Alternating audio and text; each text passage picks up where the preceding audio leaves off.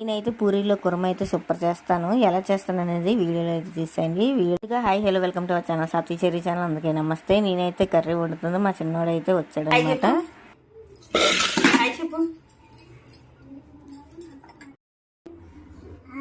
Hi చెప్పు. Hi.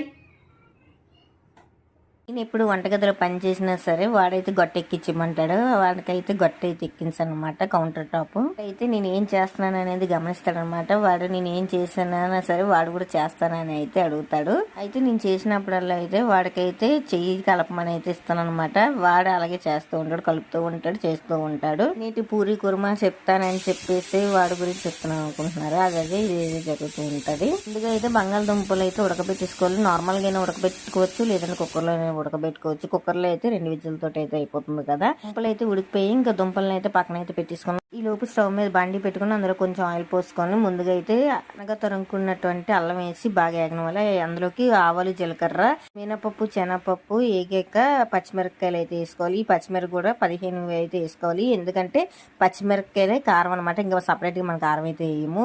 పచ్చిమిరపకాయలు వేసిన తర్వాత కరివేపాకు వేసి బాగా ఏగినవ్వాలి. ఏగించాక ఉల్లిపాయలు వేసి ఎక్కువ అయితే వేపకూడదు అనమాట. ఉల్లిపాయలని కొంచెం కచ్చాపిచ్చాగా ఉన్నప్పుడే టమాటా వేసి బాగా మగ్గనవ్వాలి. ఇంకా టై లోపు అయితే బంగాళదుంపలు ఉడికిపోయాయి కదా, ఆ బంగాళదుంపల్ని తొక్క తీసుకొని ఇలాగా ముక్కలుగా అయితే కోసుకోవాలి.